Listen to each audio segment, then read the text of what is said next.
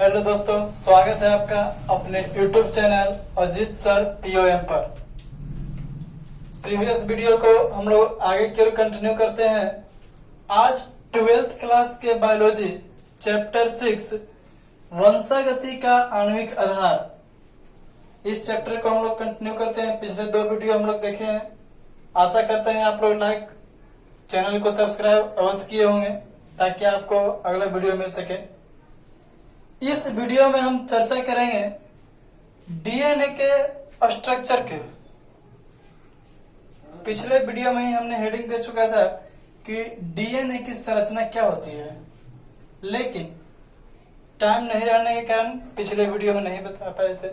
समझिएगा, डीएनए के स्ट्रक्चर समझने से पहले हम डीएनए के अंदर पाए जाने वाले जो भी टॉपिक था उस 4 टॉपिक के बारे में बहुत ही बारीकी से एक एक कर अध्ययन किए हैं। जैसे एक डीएनए संरचना की बात किया जाए तो पहले समझिएगा कि आखिर वो डीएनए होता क्या है। अगर किसी अंग की चर्चा किया जाए कि अगर कोई अंग है, मान के चलिए हमारा ही कोई अंग है, ठीक है, इसके अंदर क्या पाया जाता है? उत्तक। और वो उत्तक के अंदर ही क्या पाया जाता है? कोशिका। आपको समझ में आ रहा होगा, समझिएगा। अंग है, अंग के बाद आपका उत्तक हो गया, उसके बाद अंदर जाएंगे तो क्या मिलेगा? कोशिका। जैसे ही कोशिका को हम लोग जूम करेंगे तब क्या देखेंगे कि उसके अंदर इस तरह की संरचना पाई जाती है, और जब इसको हम लोग खोलेंगे तब इसके अंदर जीन या गुणसूत्र मौजूद होता है, ठीक है, क्रोमेटिन की धागा।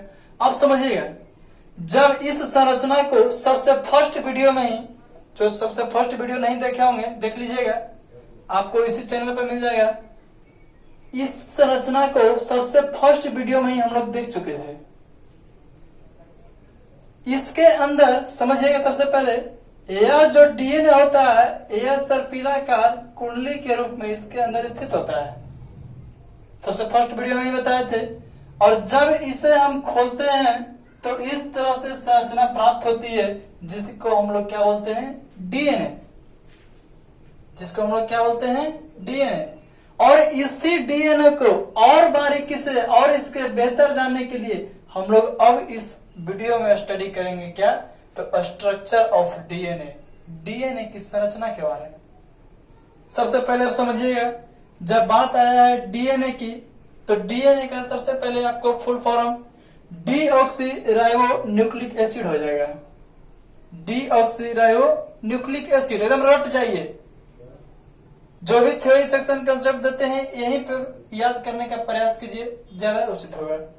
डीएनए, डीऑक्सीराइबो न्यूक्लिक एसिड, ये इसका फुल फॉर्म हो जाएगा। अब समझिएगा, एक बहुत ही महान वैज्ञानिक थे जिनका नाम था फ्रेडरिक मिस्चर। क्या नाम था? Frederick Miescher. फ्रेडरिक मिस्चर साहब ने ही इस डीएनए की क्या की थी? खोज की थी, अर्थात खोजकर्ता थे। डीएनए के खोजकर्ता कौन हो गए? फ्रेडरिक मिस्चर हो गए। बशर्ते ध्यान में ये रखना है कि खोज किए थे फ्रेडरिक मिस्चर, लेकिन यह जो डीएनए वर्ड है, डीएनए जो शब्द है, इस शब्द को जैक्रिस ने दिया था। यह भी एक वैज्ञानिक है। तो यहाँ पर 2 बातें आपको समझ में आ गया होगा अच्छे तरह से। डीएनए शब्द कौन दिया? जैक्रिस दिए हैं। जबकि डीएनए का खोज कौन किए हैं? तो फ्रेडरिक मिस्चर। शब्द देने वाले जैक्रिस, खोज करने वाले फ्रेडरिक मिस्चर। एकदम अपने होठों पर ले आइए। शब्द कौन दिए? जैक्रिस। खोजकर्ता कौन है? Friedrich Miescher. यहां तक आपको समझ में आ गया होगा। अब थोड़ा सा इसके प्रीवियस वीडियो को हम लोग याद करते हैं। तब उसमें हम बताए थे कि जो डीएनए होता है वो 2 पॉलीन्यूक्लियोटाइड श्रृंखला से मिलकर बना हुआ एक संरचना होता है। 2 पॉलीन्यूक्लियोटाइड श्रृंखला से मिलकर बना हुआ एक संरचना होता है।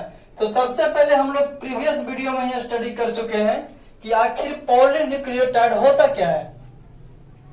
तब पॉली के मतलब हम लोग देखे थे वहां पर बहुत सारा और न्यूक्लियोटाइड कहने का मतलब उसके अंदर 3 संरचना आता था, जो हम लोग प्रीवियस वीडियो में स्टडी कर चुके हैं।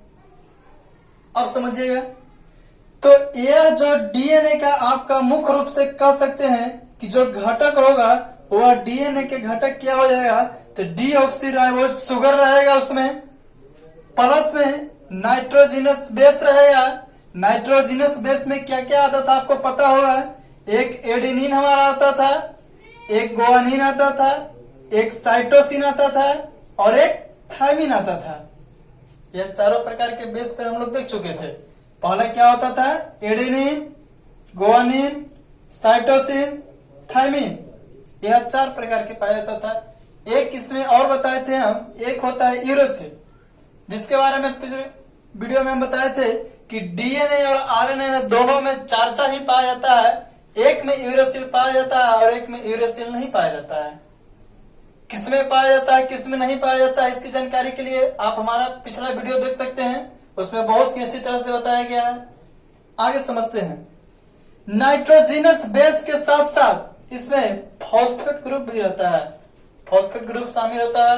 कितने नंबर कार्बन पर शामिल होगा यह भी हम बता चुके हैं। अब समझिए, यह जो डीएनए का 3 मुख्य बिंदु हम यहाँ पर देखें। सबसे पहला क्या कि इसको खोज करने वाले कौन थे, तो फ्रेडरिक मिस्चर थे, जबकि डीएनए बट देने वाले कौन थे, तो जैक्रिस थे।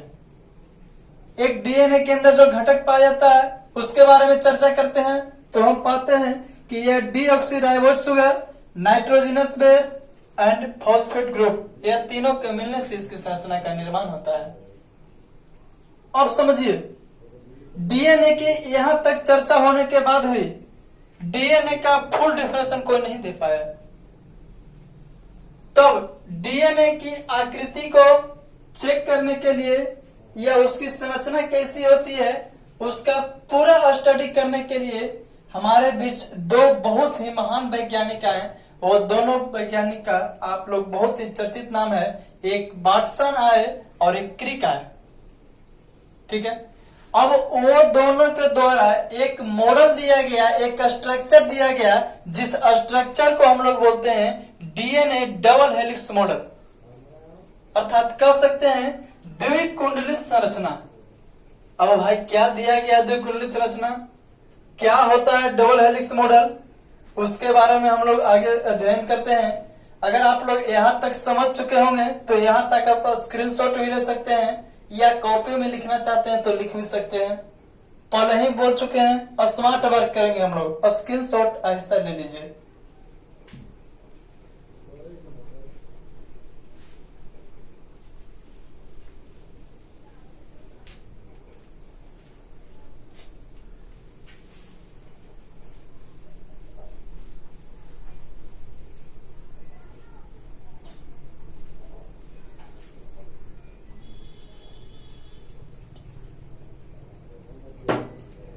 चलिए अब हम लोग समझते हैं आगे।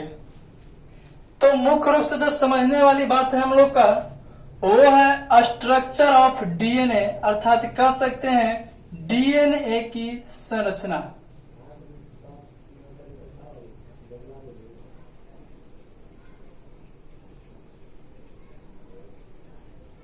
एक डीएनए की क्या संरचना होती है उसके बारे में हम लोग अध्ययन करते हैं, तब समझिएगा। एक जो डीएनए की यह जो संरचना है, आपके सामने जो मॉडल प्रस्तुत करने वाले हैं, वो मॉडल देने वाले 2 वैज्ञानिक थे। कौन कौन थे, तो सबसे पहला जो थे उनको हम लोग बोलते हैं वाटसन, और इनके साथ एक और वैज्ञानिक आए जिनका नाम था क्रिक। वाटसन और क्रिक यह दोनों ने एक मॉडल दिया था 1953 ईस्वी में। उसी मॉडल को हम लोग क्या बोलते हैं, डीएनए डबल हेलिक्स मॉडल।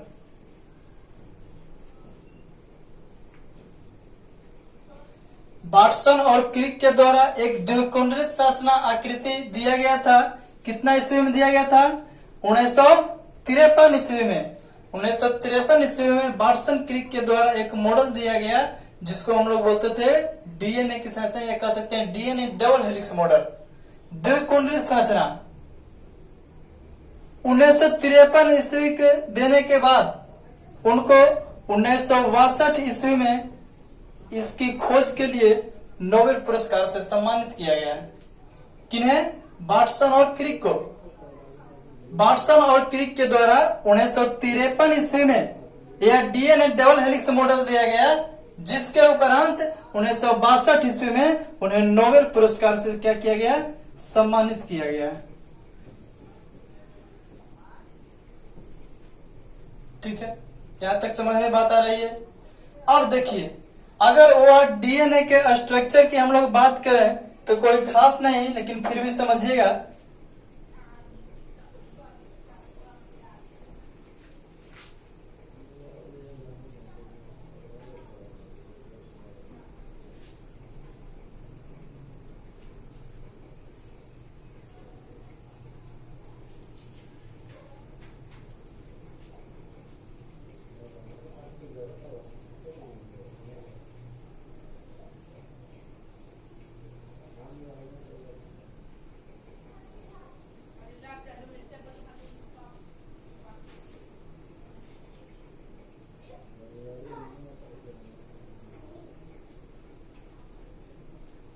चलिए, यहाँ पर हम लोग देखते हैं कि वह जो डीएनए की संरचना दिए थे, उस संरचना को बहुत ही बारीकी से यहाँ पर हम लोग देखेंगे।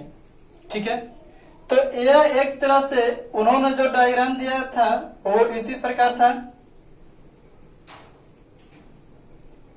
यह आपका डीएनए डबल हेलिक्स मॉडल हो गया। अब समझिएगा, बार बार हम एक ही चीज को बोल रहे हैं कि डबल हेलिक्स मॉडल। डबल कहने का मतलब द्विकुंडलित संरचना, द्विकुंडलित संरचना। तो यहाँ पर देख रहे होंगे, आप पहले की वीडियो में भी बता चुके हैं कि डीएनए क्या होता है? 2 पॉलीन्यूक्लियोटाइड। तो आप यहाँ पर देख रहे होंगे कि एक आपका ये हो गया, यह धागा हो गया, और एक इसके उपरांत एक बगल में ही देख रहे होंगे। चलिए इसको रेड कलर से कर देते हैं, ज्यादा समझ में आएगा।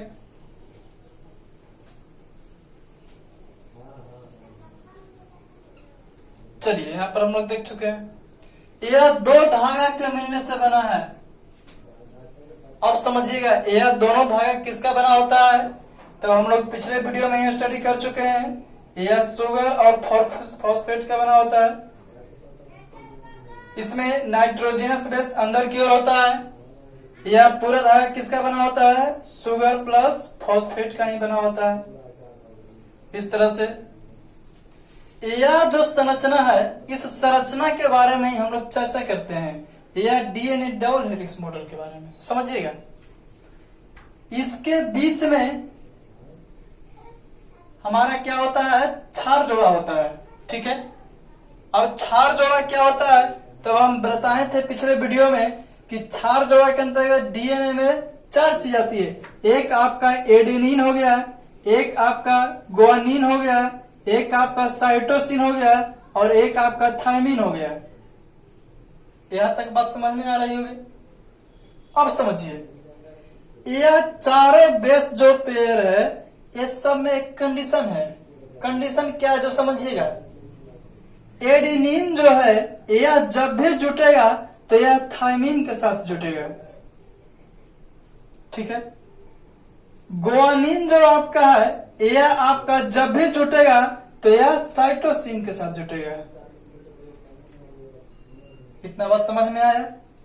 उसी प्रकार समझिएगा, आपका जो थायमिन होगा, यह जब भी जुटेगा तो यह आपका एडेनिन के साथ जुटेगा। आराम से समझिए। और उसी प्रकार आपका साइटोसिन जो होगा, यह जब भी जुटेगा तो यह गुआनिन के साथ जुटेगा। समझ में आ रही है बात? अब समझिए, यह जो एडेनिन के साथ थायमिन जुटेगा, यह आपका डबल बॉन्ड के साथ जुटेगा, या थायमिन के साथ एडेनिन जुटेगा, यह भी डबल बॉन्ड के साथ जुटेगा। आगे समझिए, गुआनिन के साथ साइटोसिन जुटता है, यह जब भी जुटेगा ट्रिपल बॉन्ड के साथ जुटेगा। साइटोसिन के साथ गुआनिन जुटेगा, यह जब भी जुटेगा ट्रिपल बॉन्ड के साथ जुटेगा। यह आपको इतना याद होना चाहिए। ठीक है, यहां तक याद हो गया। एडेनिन जब भी जुटेगा थायमिन के साथ, थायमिन जब भी जुटेगा एडेनिन के साथ। ग्वानिन जब भी जुटेगा साइटोसिन के साथ, साइटोसिन जब भी जुटेगा ग्वानिन के साथ। इतना बात समझ में आ गया होगा। अब समझिए डीएनए की संरचना की अगर बात करें तो पूर्ण रूप से हम लोग देखें क्या कि इनको देने वाले कौन थे, बार्टसन और क्रिक। कितना ईस्वी में दिए थे, 1953 ईस्वी में, और इसके लिए उन्हें 1962 ईस्वी में नोबेल पुरस्कार से सम्मानित भी किया गया। अब समझिए उनके द्वारा जो यह संरचना दिया गया था उस संरचना को हम लोग स्टडी करते हैं तो समझिए यहाँ पर एक कंडीशन हम लोग देखें क्या कि एडेनिन के साथ ग्वानिन क्या थायमिन जुट रहा है। एडेनिन के साथ कौन जुट रहा है, थायमिन जुट रहा है। तो अब यहाँ पर देखिए अगर हम कर दें कि यह क्या है हम लोग का एडेनिन है, तो यह एडेनिन किसके साथ जुटेगा, तो थायमिन के साथ जुटेगा। किस बॉन्ड के साथ, डबल बॉन्ड के साथ। उसी प्रकार अगर हम चलें आगे तो ग्वानिन किसके साथ जुट रहा है, तो साइटोसिन के साथ। तो यहाँ पर हम लोग कर देंगे ग्वानिन, ट्रिपल बॉन्ड हो जाएगा और यहाँ पर क्या हो जाएगा, साइटोसिन। उसी प्रकार थायमिन किसके साथ जुट रहा है, एडेनिन के साथ। अगर यहाँ पर थायमिन है टी तो यह किसके साथ, तो डबल बॉन्ड के साथ जुटेगा, एडेनिन के साथ थायमिन और थायमिन के साथ एडेनिन। समझ में आ रहा होगा। उसी प्रकार अगर हम बात करें तो यहाँ पर साइटोसिन हो जाएगा, तो यह ट्रिपल बॉन्ड के साथ किसके साथ जुट जाएगा, तो ग्वानिन के साथ। और इसी तरह से यह पूरे संरचना में नाइट्रोजनस बेस क्या होता है, अंदर की ओर होता है और यह क्षार जोड़ा इस तरह से आकृति में रहती है। अब समझिएगा आप यहाँ पर चार देख रहे हैं, एक यहाँ पर छिपा हुआ रहता है। जैसे आप कह रहे हैं कि डीएनए कैसा स्ट्रक्चर है, तो एक 3D मॉडल है, ठीक है। तो जब भी 3D मॉडल होगा तो यह भाग आपको यहाँ से दिख रहा होगा पूरा, जैसे जैसे मूव करेंगे दिखेगा। और एक समय ऐसा आएगा कि आपको यह भाग नहीं दिख करके सिर्फ यह गोल वाला भाग दिखेगा। तो 3D आकार उसी प्रकार का होता है। तो एक यहाँ पर छिपा हुआ रहता है, तो 4 एक कितना हो गया, 5। 5 यहाँ से यहाँ तक हुआ और 5 यहाँ तक होगा, 10 हो जाएगा, ठीक है। अब समझिए यहाँ पर आप देख रहे होंगे कि यह एक गहरा धंसाव हो गया, बड़ा हो गया। कैसा धंसाव है, यह एक बहुत ही बड़ा धंसाव है। कह सकते हैं इसको जैसे माइजोर ग्रुप।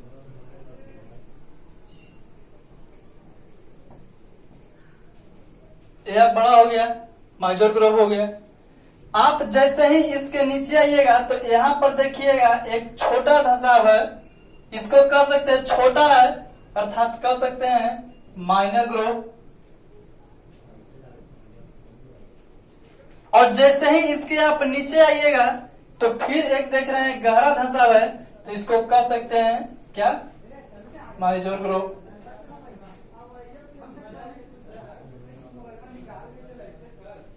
ठीक है। अब समझिएगा इस पूरे संरचना के बारे में हम लोग समझते हैं कि आखिर जो डीएनए डबल हेलिक्स मॉडल दिया गया था वो कैसे है।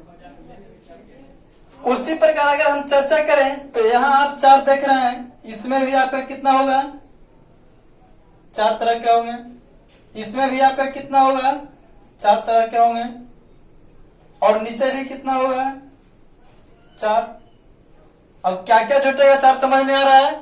एडेनिन के साथ थायमिन, ग्वानिन के साथ साइटोसिन, थायमिन के साथ एडेनिन और साइटोसिन के साथ ग्वानिन जुटेगा। और इसी तरह से यह चेन रूल बनाता है अपना श्रृंखला।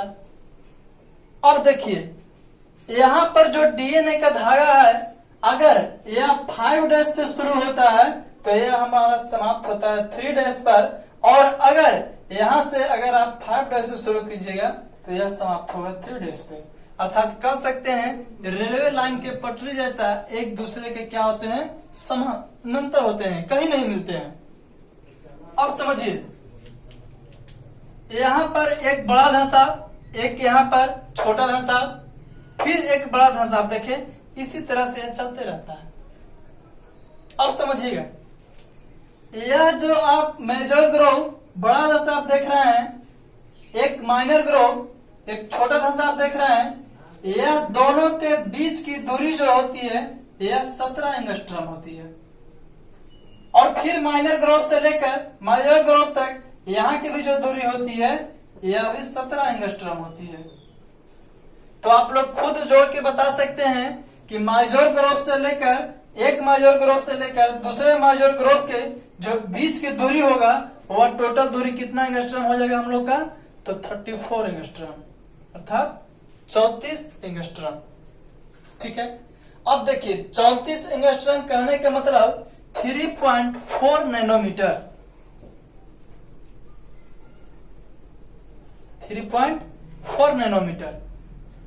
वाटसन और क्रिक के द्वारा जो मॉडल दिया गया था उस मॉडल के अनुसार ही बताया गया है कि यह डीएनए के जो दोनों धागों के बीच की दूरी होगा यह आपको बताया गया है 20 एंगस्ट्रॉम, कह सकते हैं 2 नैनोमीटर।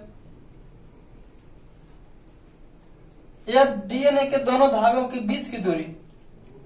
अब यहां पर समझिएगा, डीएनए के दोनों धागों के बीच की दूरी 20 एंगस्ट्रॉम, तो डीएनए का व्यास क्या कहलाएगा, तो ओ ही होगा।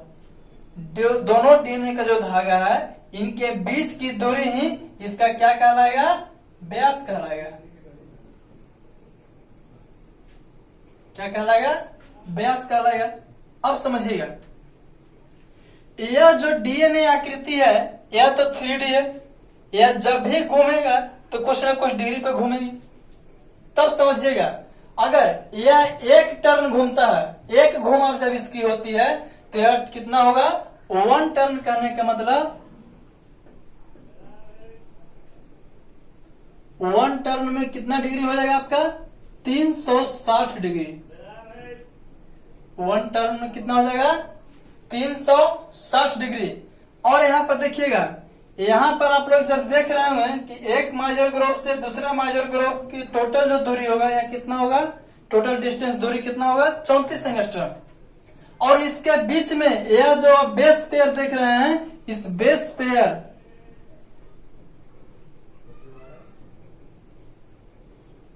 क्षार युग्म जो होता है इसकी संख्या होती है 10। टोटल बात को बहुत ही बारीकी से समझिए, एक बार फिर से हम जरूर रिवीजन करेंगे। जो बेस पेयर होती है वो कितना होती है, 10। अब समझिएगा, जो डीएनए डबल हेलिक्स मॉडल दिया गया उसमें सबसे पहला बात जो आता है कि डीएनए का अगर एक धागा 3 डैश से शुरू होती है तो 5 डैश पे समाप्त होती है, और अगर 5 डैश से शुरू होती है तो 3 डैश पे समाप्त होती है। ठीक है, इस डीएनए के अंदर हम लोग क्या देखें कि एडेनिन जब भी जुड़ रहा है थायमिन के साथ, हम यहां देख के बोल रहे हैं, आप लोग फिगर में देखिए, एडेनिन जब भी जुड़ रहा है किसके साथ, थायमिन के साथ। गुआनिन जब भी जुड़ रहा है साइटोसिन के साथ। उसी प्रकार थायमिन जब भी जुड़ रहा है एडेनिन के साथ, साइटोसिन जब भी जुड़ रहा है गुआनिन के साथ। ठीक है, अब यहां पर हम लोग क्या देखें कि एक मेजर ग्रुप का निर्माण हो रहा है, एक माइनर ग्रुप का निर्माण हो रहा है। एक मेजर ग्रुप से लेकर एक माइनर ग्रुप के बीच की दूरी 17 एंगस्ट्रॉम है। फिर एक माइनर ग्रुप से लेकर एक मेजर ग्रुप के बीच की दूरी 17 एंगस्ट्रॉम है। टोटल जो आपका डिस्टेंस हो जाएगा एक मेजर ग्रुप से लेकर दूसरे मेजर ग्रुप के बीच का जो डिस्टेंस होगा वह डिस्टेंस ही हम लोग का कितना डिग्री हो जाएगा, तो 34 डिग्री हो जाएगा, अर्थात 3.4 नैनोमीटर। डीएनए के जो बीच की दूरी है जिसको हम लोग व्यास बोलते हैं यह 20 एंगस्ट्रॉम होगा, अर्थात 2 नैनोमीटर हो जाएगा। यहां तक बात समझ में आया। अब समझिएगा, यहां पर आपको दिया गया है कि अगर डीएनए एक टर्न, एक घुमाव होती है डीएनए में तो कितना डिग्री का कोण बनता है, 360 डिग्री का। जब डीएनए एक बार घूमेगा तो कितना डिग्री का कोण बनेगा, 360 डिग्री का।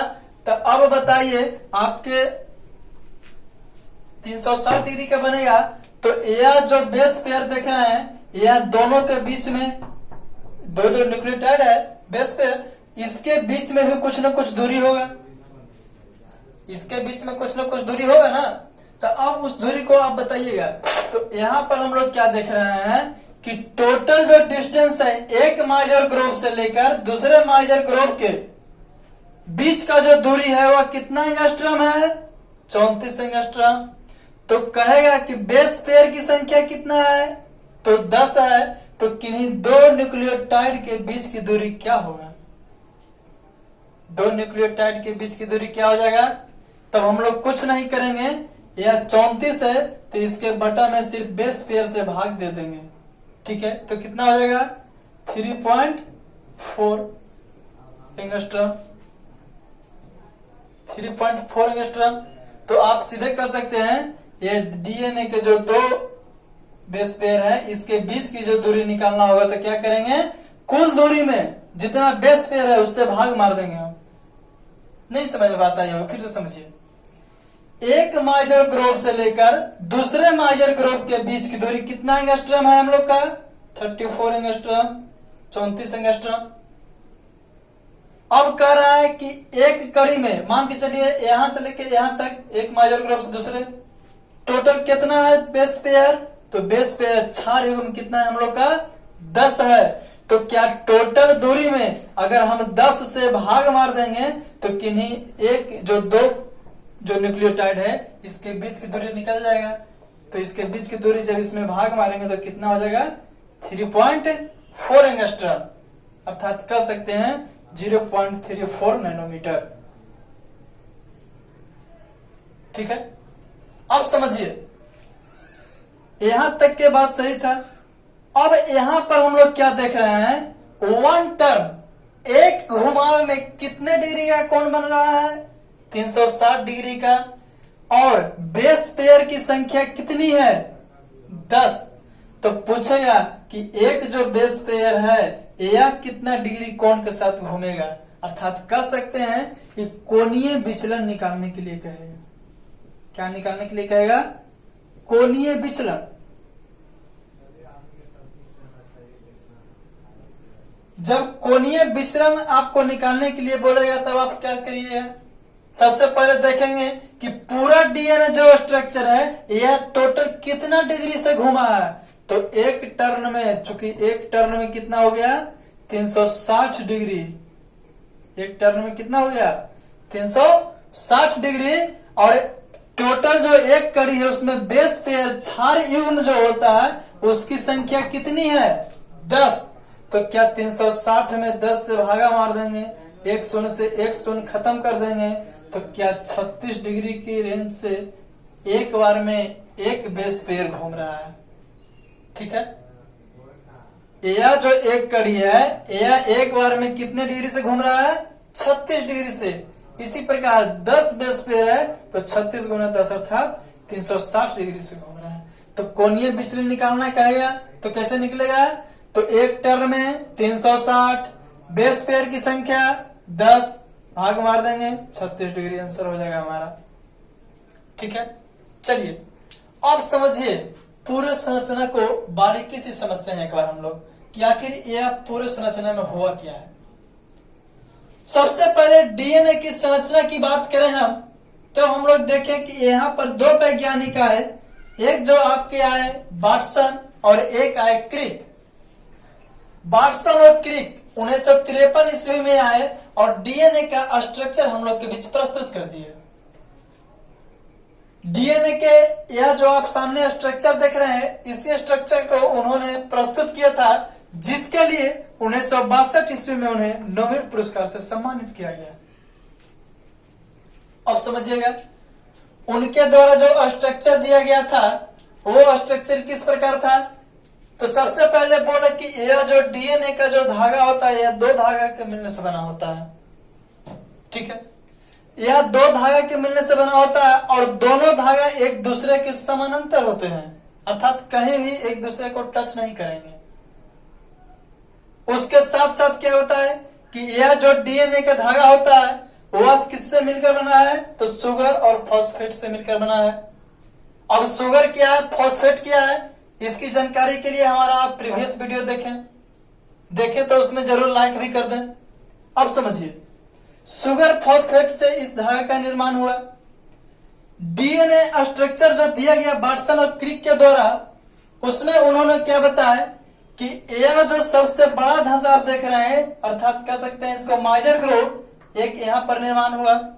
माइजर ग्रोव के बाद आगे हम लोग क्या देख रहे हैं, एक छोटा धंसा है यहाँ पर जिसको उन्होंने कहा माइनर ग्रोव। एक आपका हो गया माइजर ग्रोव, एक माइनर ग्रोव हो गया।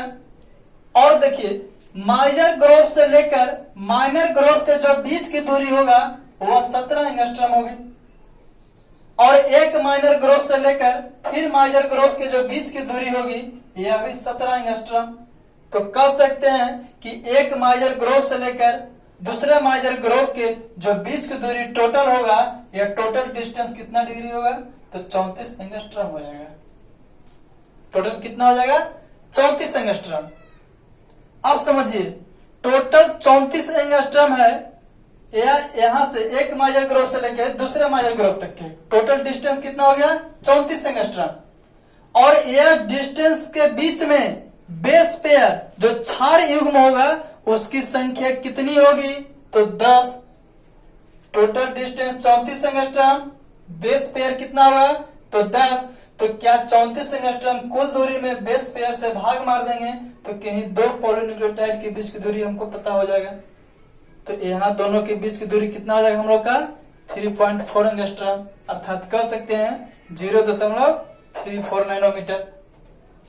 यहां तक बात समझ में आ गई। यह जो डीएनए के स्ट्रक्चर है, अगर वन टर्न एक बार इसका घुमा होता है, पहले ही बता चुके हैं कि यह एक 3D स्ट्रक्चर है, अगर एक बार यह घूमता है तो 360 डिग्री का कोण बनता है। और इसके साथ हम लोग देख रहे हैं क्या कि बेस पेयर की संख्या यह हमेशा याद रखेंगे कितना होता है, 10 होता है। बेस पेयर की संख्या 10 होती है।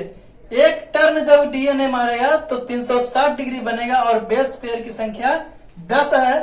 तब आपको निकालना कहेगा कि कोणीय विचलन निकालिए। कोणीय विचलन इसका क्या होगा, तो कोणीय विचलन में कुछ नहीं करना है, जितना डिग्री के साथ पूरा घूमा है उतना में बेस पेयर की संख्या से अगर आप भाग मार दीजिएगा तो 1 शून्य से 1 शून्य खत्म, 36 डिग्री के रेंज से एक टर्न हो रहा है इसका। टोटल बेस पेयर 10 हो गया। एक बेस जो होगा वह कितना डिग्री से, 36 डिग्री से घूम रहा है, तो टोटल बेस कितना हो गया 10, तो 36 दान को 360 डिग्री से एक बार डीएनए स्ट्रक्चर घूम रहा है। तो यह हम लोग का वाटसन और क्रिक के द्वारा दिया गया डीएनए डबल हेलिक्स मॉडल था। डीएनए की टोटल संरचना के बारे में हम लोग देख चुके हैं, और यहाँ के बाद आपका आगे के टॉपिक में इसी को कंटिन्यू किया जाएगा। डीएनए का आपका स्ट्रक्चर खत्म हो गया है, आगे इस लेसन में क्या पढ़ना है उसके बारे में हम नेक्स्ट वीडियो में बताएंगे। आज के लिए इतना ही। बाकी जो स्टूडेंट को इस वीडियो समझ में नहीं आया है वो प्रीवियस वीडियो जरूर देखें। अगर इसके पहले वाला में नहीं समझ में आया है तो सबसे पहले वाला वीडियो देखें। जब भी देखें आप पार्ट 1, पार्ट 2, पार्ट 3 करके देखें।